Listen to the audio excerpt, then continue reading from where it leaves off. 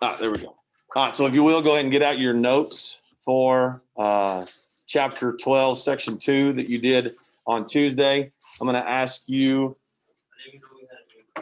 that was on Tuesday, whenever we did the same chapter 12 before we did our Veterans Day deal yesterday. What's up? Okay. I got you. Yeah. Anytime you're gone, again, you can click on that important links and it'll have the link to go to the recorded video of what we did that day. And it goes onto that YouTube channel and has it already posted. If you don't join in live, then you're good to go. But I'm going to ask you 5 questions that has to do with chapter 12, section 2. You'll be able to answer those from your notes. If these questions and the answers that were in there, if you don't find them in your notes, make sure you add them to your notes. Got 100% the last class period, so they did good as far as being able to see exactly what it was in the notes. All right. The first one right here, it says, historically, peoples have tended to move west and south across the steppe in Asia. All right, so we're talking about the Mongols, talking about moving to the west, moving to the south. All right, what was the reasoning for them moving specifically to the south? But they also moved westward. But what was the reason for them moving? Your choices are terrain, climate, waterways, or technology. Why did they move? Yes, sir. Barnes. Okay, terrain based upon what? Dry grassland or wet homes for nomads. Okay, what caused that drought?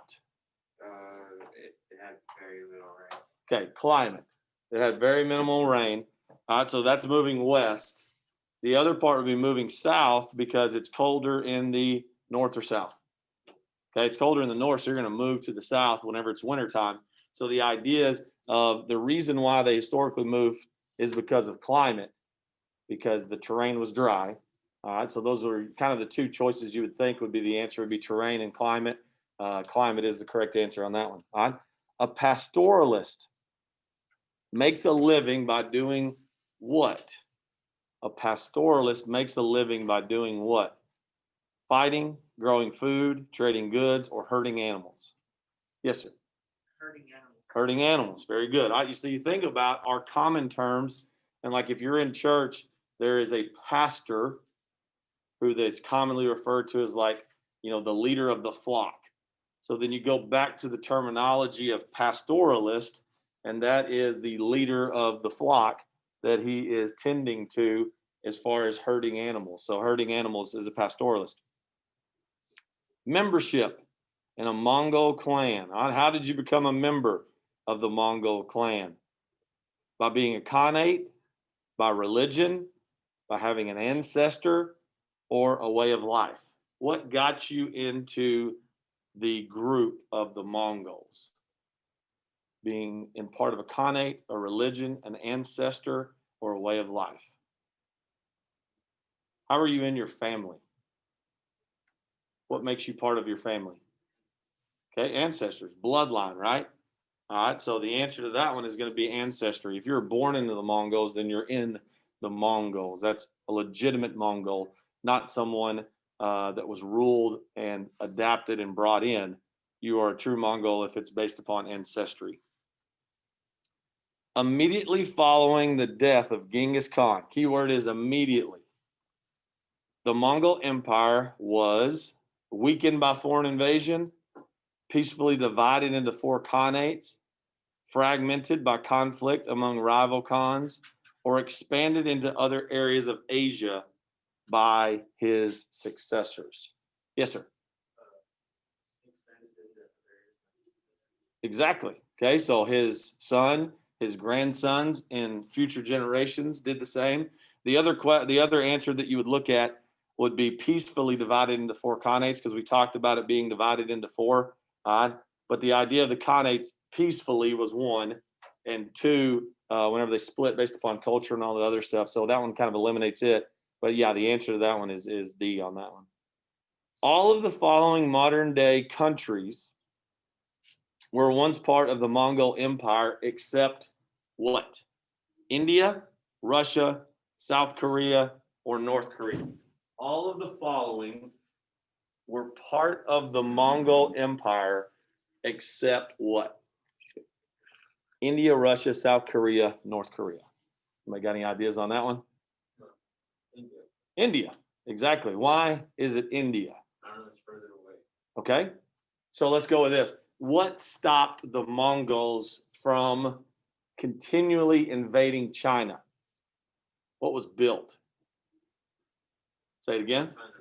The Great Wall. The Great Wall was stopped the Mongol horde of horses coming to them. So India has a natural Great Wall of China, and it is the, anybody know the name of it? Himalayan mountains. The Himalayas, gigantic mountain range that blocks the Mongols from going over to India, not worth their time to figure out what's on the other side. So therefore, that is the one group that is not invaded because of the idea of the Himalayans. So make sure you got those in. Okay. All right. Section 3. The introduction of Section 3 is going to be just about the Mongol Empire, not about them making conquest, not about them dividing up into 4 khanates, not about what the history is, but the idea of the Mongol Empire itself. And Kublai Khan, the idea, he ruled China and encouraged foreign contact and trade, but the Yuan dynasty was beset by problems. So the Mongols needed several decades to complete their conquest of China, began by Genghis Khan in 1215. In 1260, Kublai Khan, the grandson of Genghis, took the title of Great Khan. So he was the overall ruler of all the khanates that were there. Finally, in 1279, Kublai Khan managed to defeat the last Chinese army in the south. So about 19 years after he took over, he became the first foreigner to gain complete control of China and rule the land. That wasn't all a bad thing because, again, the Mongol Empire united China, which in turn would kind of be the fall of the Mongols. It said Kublai Khan founded the Yuan dynasty that ruled China for about 100 years. The dynasty was important because it united China for the first time in several hundred years and opened China to trade with the West. The Mongols did not disrupt Chinese government or culture, but in fact adopted it for themselves. Kublai Khan adopted Chinese ways and built a new capital in the city of Beijing. However, the Mongols still wanted further conquest. Kublai Khan launched 2 attacks on Japan in 1274 and 1281, but both of those failed. To rule his empire, Kublai Khan continued to follow Chinese practices. The Mongols kept the top government jobs for themselves, and they also hired many people from other lands for these jobs. Why do you think they didn't hire the Chinese to be the top officials, to be the top leaders of the conquered countries? Why would they not hire Chinese people? Okay, they wouldn't trust them, right? If I just conquered somebody, I don't want to hire somebody from the people that I just conquered to lead because they may have a way to revolt. It shows that the leadership is no longer with the Chinese people. It shows it's with the Mongols. Even bringing in a foreigner was better than bringing in somebody that was of Chinese descent because it showed like a separation of power. Like you're no longer in charge. These people are in charge. They're part of us. Here we go. Kublai Khan rebuilt the Great Canal. He promoted foreign trade, which took such Chinese inventions, and we talked about these in previous section of printing, gunpowder, paper money, the compass, and playing cards to Europe. This activity led to the European trader. All you should know him because you probably played it at some point when you were a young kid in the pool, Marco Polo. All right. So why do you play Marco Polo? What are you trying to find? You're trying to find Polo. You're trying to find the other person, right? Okay, but you do it with your eyes closed and you're out venturing. All right, so if you kind of compare Marco Polo to the same idea of playing the game Marco Polo, all right, Thompson, the idea of you being an explorer going into uncharted land, not knowing what's around the corner, that's why your eyes are closed when you're playing Marco Polo. All right, so he journeyed to China. He lived there for many years and traveled throughout the Mongol Empire. When he returned to Italy in 1292, he told Europeans about the fantastic stories about Chinese wealth. All right, so let's say this. A new restaurant opens in Stephenville. You go there, that's like uncharted waters. You don't know what the food's going to be like. You don't know what the place is going to be like. You don't know how the service is going to be. And at the end of it, what do you do when other people ask you about the restaurant? Yeah, you give them a review, right? Okay, like Yelp is a big deal now. Okay, so you give them either 5 stars or you give them 1 star. You give them a review about what it was like. And if it's really good, then more people are going to want to go where you just told them was a good place. The same way that Marco Polo goes back to Europe and he starts telling all of these fascinating stories about all of these things, that completely different type of people that he had never seen before in their culture and their ways. And that attracts Europeans to there based upon the idea that they could make a profit, based upon just intrigue of curiosity of what's on the other side, and being able to grow. Now there's a connectivity with Mongols, Asia, and Europe.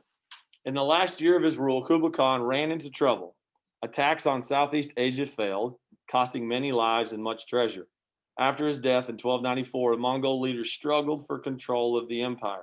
These fights helped weaken the Mongol rule, which, remember, the Mongols helped combine all of China together, which in turn allowed parts of China to erupt in rebellion. In 1368, some rebels finally won control of the Chinese government from the Mongols, and they established a new dynasty called the Ming.